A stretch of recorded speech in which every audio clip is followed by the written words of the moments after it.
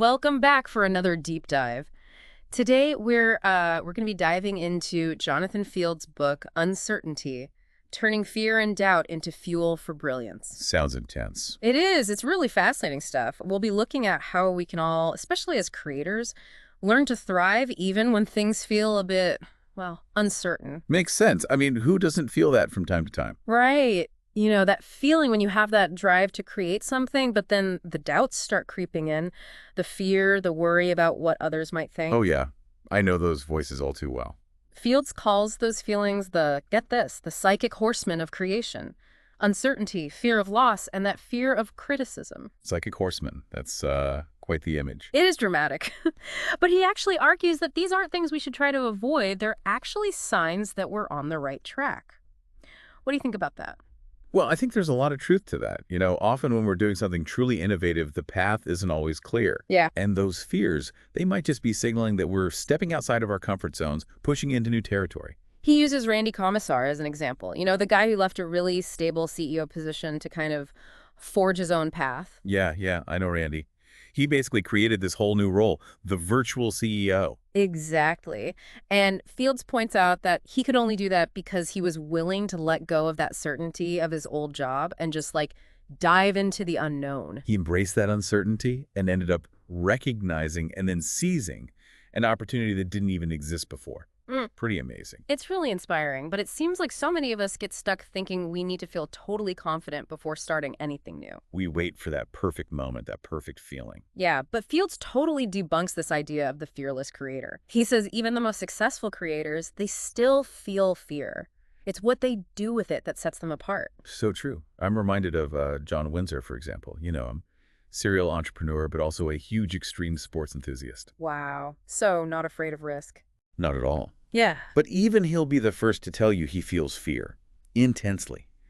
But he's learned to reframe it, sees it as a signpost, a pointer toward where the growth opportunities lie. So it's not about eliminating fear, it's more about learning to sort of manage it. Exactly, learning to dance with it, maybe. That makes it feel a lot more achievable, honestly. Absolutely. Fields also tells this great anecdote about Sebastian Junger, the author of The Perfect Storm. You know that one. Oh, for sure. Junger talks about developing this almost like mental detachment from his fear, like an out-of-body experience. Whoa. He compares it to how he overcame his fear of heights when he used to be a tree climber. The more he climbed, the less power that fear had over him. It's like that saying, feel the fear and do it anyway. Yeah. You get used to it, in a way. But once you've sort of tackled those initial fears, Fields suggests creating what he calls certainty anchors to create, well, more stability. Right. These certainty anchors are really practices and routines that give us a sense of control, you know, amidst all the inherent chaos that comes with creating something. Especially helpful during that rep phase. The rep phase. Yeah, the refining, expanding, and producing stage. Things can get pretty intense there. Ah, so things like having a solid morning routine, that could be a certainty anchor, right? Something to ground you before diving into the creative whirlwind. Exactly. Think of it as building a framework that supports your creative flow. Tony Schwartz, he's a productivity expert, swears by rituals and really short bursts of focused work. Okay, to combat procrastination. Yeah, and to keep up a sustainable pace.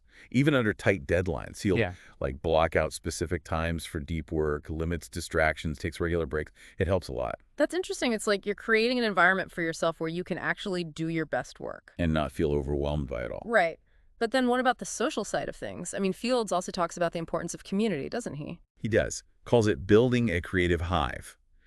Basically, surrounding yourself with people who get it, who understand the ups and downs of the creative journey. People who can relate to the struggle. Exactly. Yeah. He uses the example of programs like Techstars and Y Combinator.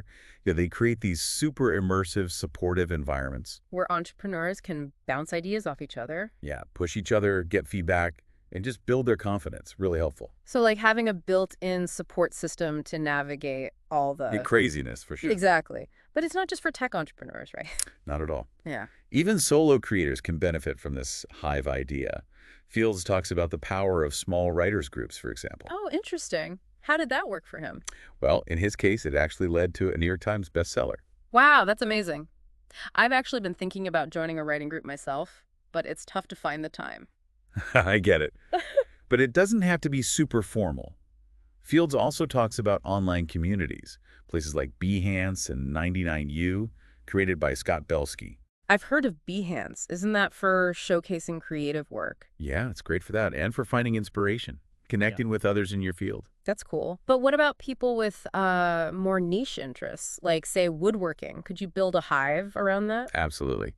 He mentions Adam King, who started this thing called #WoodChat on Twitter. Hashtag woodchat. Never heard of it. It actually blew up and became this big global community of woodworkers, sharing tips, offering support, inspiring each other. That's wild.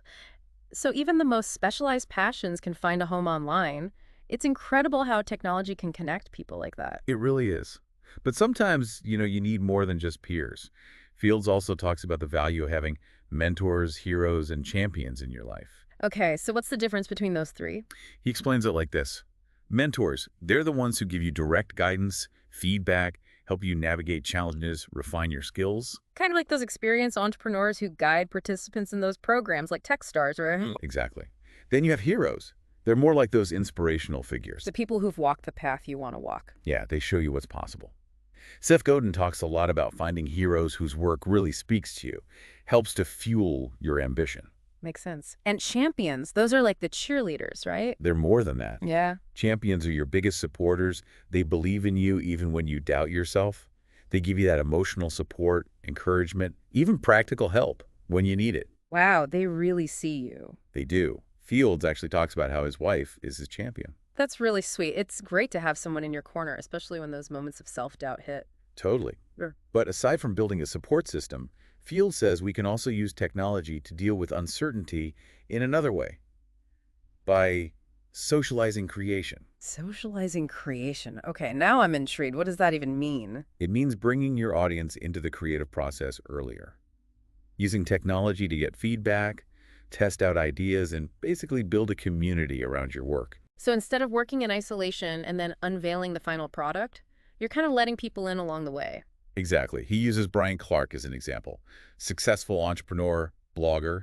He uses his blog and social media to get real-time feedback on his ideas, helps him refine his work, and reduces that uncertainty. Makes sense. And getting that feedback early probably helps you course correct if something isn't working. Plus, it validates your ideas. Exactly. Fields even suggests it can help reduce the fear of judgment because you're constantly getting little bits of feedback and validation along the way. It's like exposure therapy for your creative fears. Are there any specific frameworks he recommends for socializing creation? He talks about the lean startup methodology. It is popularized by Eric Ries. Okay. It's all about rapid prototyping, testing, and iterating based on customer feedback. So you're constantly tweaking things. Yeah, it's a way for creators to really quickly validate their ideas and, if they need to, pivot. Ultimately helps them create something that truly meets people's needs. That sounds super practical, especially for entrepreneurs. But can you apply that to other creative endeavors too, like, say, writing or art? Definitely. He gives the example of Gretchen Rubin. She wrote The Happiness Project. She used her blog to, test out ideas for her book, get feedback, even refine the content before it was published. Smart. It made the whole process feel more collaborative. And I bet it really helped her connect with her readers too. For sure. And speaking of validating ideas, Fields also mentions crowdfunding platforms like Kickstarter. Oh, yeah, where people can support your project before it's even finished. Exactly. He highlights Scott Wilson, who raised almost $1 million on Kickstarter for a watch kit. It's not just about the money, though. It's about testing the market. Seeing if people are actually interested. Yeah, and building that early community. So by socializing creation, you're not only managing uncertainty, you might actually be reaching a wider audience and building a loyal following at the same time. Sounds like a win-win. It really can be. But, like any tool, you got to use it wisely. Fields is careful to point out that you shouldn't become overly reliant on the crowd. Got to stay true to your own vision. Find that balance. Right. It's about taking in that feedback, but not losing your own artistic integrity. But even with all these external strategies, there's still that internal work to do, right? Those personal practices that help you deal with the emotional roller coaster of creation. That's what I'm most curious about. What can we do on a personal level to tame those psychic horsemen? That's where we'll pick up next time. Fields has some really fascinating insights about how we can actually rewire our brains to get more comfortable with uncertainty. I'm ready for that. It's all about shifting from fear to possibility, tapping into our own resilience. Can't wait to unlock that superpower. All right, so we talked about how important it is to have that support system, and how socializing creation can really help us deal with uncertainty. But what about those moments when fear and doubt just take over internally? How do we handle that? That's where those personal practices Fields talks about come in. Like building this internal toolkit to navigate all the emotional stuff that comes with creating. One of the most powerful tools he highlights is attentional training, things like meditation. Okay, so I've heard a lot about the benefits of meditation, but I'll be honest, I've always struggled to make it a habit. How does it actually help with all this, with the fear and uncertainty? Well, think of it as like strength training for your mind. Meditation helps you develop a sense of calm, equanimity.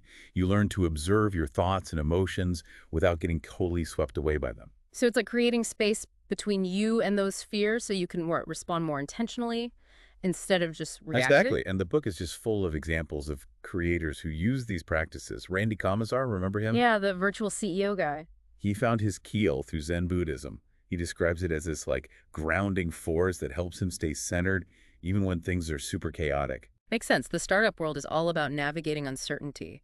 Are there other creators who use meditation like that? Oh yeah, tons. Sark, for example, the artist and author. Mhm. She uses meditation to detach from those negative thought patterns and refocus her energy on her work. It's like quieting those critical voices in your head. Exactly. And Fields doesn't just rely on anecdotes. He Uh-huh. actually gets into the science behind it all, explaining how these practices can rewire our brains, help us be less reactive to stress. Wait, so meditation can actually change your brain? I mean, I knew it had benefits, but It can. Studies have shown it can strengthen the prefrontal cortex. okay, remind me, what does that part of the brain do again? That's the part that handles executive function, decision-making, emotional regulation. Oh, right, all the important stuff. So by strengthening those areas, you're essentially building your capacity to deal with all that stress and uncertainty. Wow, that's incredible. It's like building a mental muscle to help you stay grounded. But what about people who, struggle to sit still and meditate? Are there other things they can try? Definitely. Fields also explores mindfulness practices. Those can be incorporated into everyday activities. Okay. Tim Ferriss, the author and entrepreneur, he talks about using mindfulness to tame that, what he calls helicopter mind, that constant worrying of thoughts. Oh, yes. I know that feeling all too well. How does mindfulness help with that? It's about learning to just be present, to be aware of those thoughts and feelings, but without judging them. So it's about noticing them but not getting carried away by them. Yeah, exactly. Mm. You might notice like a tightness in your chest when you're feeling overwhelmed, Mm. or that tendency to overthink everything. Mindfulness helps you see those patterns and create space for, more intentional action. It's about having that sense of choice, right? Instead Yep. of feeling ruled by your anxieties, you can choose how you respond to them. Exactly. It's about reclaiming your power in the face of all that uncertainty. But, these attentional training practices are just one piece of the puzzle. Fields also talks about the power of visualization. Yeah, I've heard of that, but he's not just talking about, like, picturing yourself winning an award, right? Right, that kind of visualization can actually backfire if you're not careful. Fields is more into what's called process visualization. Process visualization. Okay, I'm listening. It's not just about imagining that end goal, it's about visualizing the steps you need to take to get there. Oh, so you're kind of mentally rehearsing those actions. Exactly.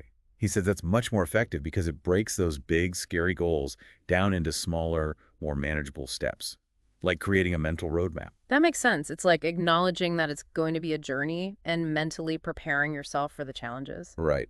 And by mentally rehearsing those steps, you're building confidence, resilience, Yeah. training yourself to stay focused, even when you hit those inevitable roadblocks. So we've got attentional training to cultivate calm and equanimity, and we've got process visualization to help us map out our journey. What other personal practices does Fields suggest? He also talks about reframing, especially when it comes to that fear of loss. Uh, yeah, that's a big one for me. I always get stuck focusing on what I might lose, and it's totally paralyzing. Any tips for reframing that? Field says shift your perspective.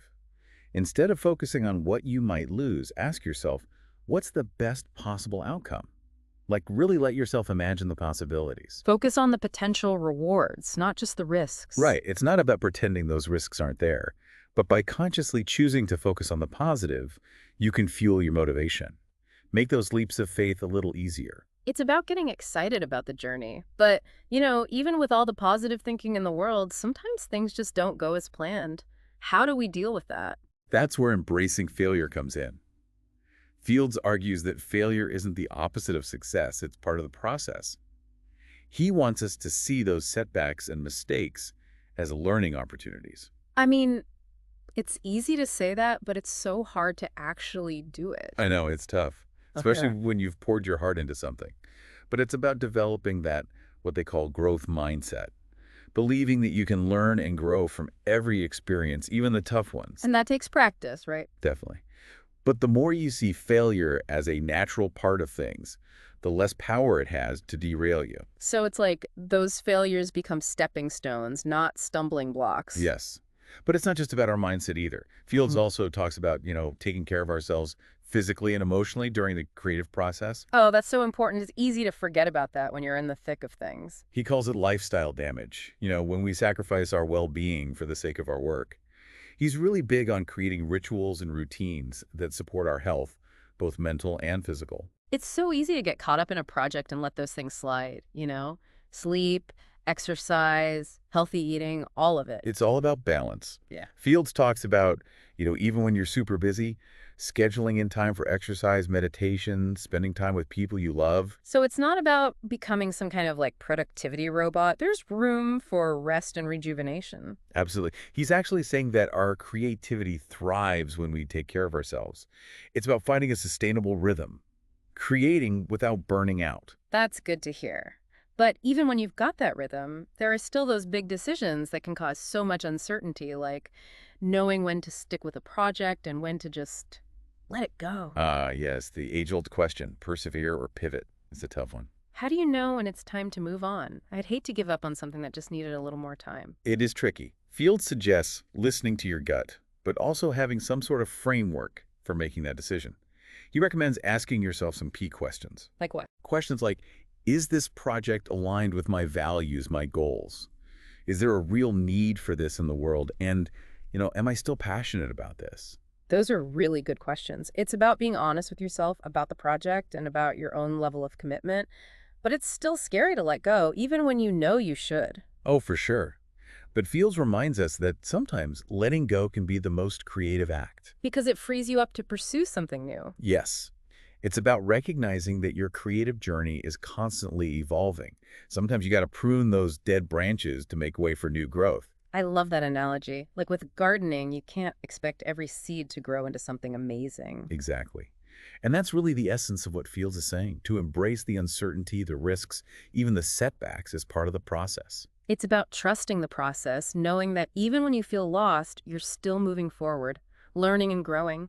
And it's about remembering that the journey itself is just as important as the destination. It's about that joy of discovery, the excitement of experimenting, and the satisfaction of bringing something new into the world. So we've covered a lot today. Practical strategies for managing uncertainty, building that support system, developing those personal practices. It's been quite a journey through the creative process. It has. But before we wrap up, I want to leave you with one final thought from the book. It really stuck with me. Fields asks this question.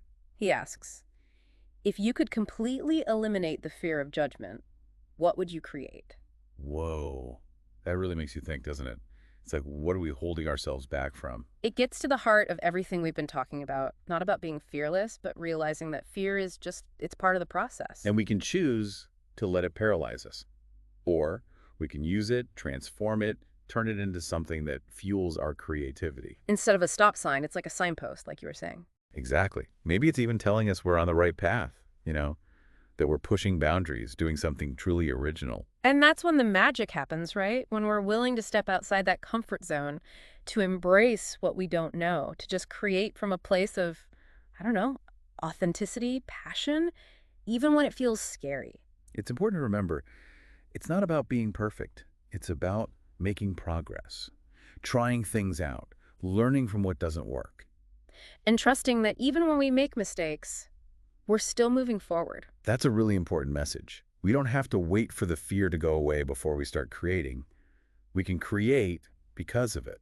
I think that's a great point to end on. Embracing the uncertainty, finding a way to work with that fear, creating from a place that feels true to you. That's the real key, isn't it? To unlocking that creative potential that's inside all of us. Absolutely. So, to all of you listening, go create something. Don't be afraid to explore, to push your own limits, and don't be afraid to fail. Because those moments when you feel vulnerable, when you're taking risks, that's where you might just discover something truly brilliant. Thanks for joining us for this deep dive, everyone.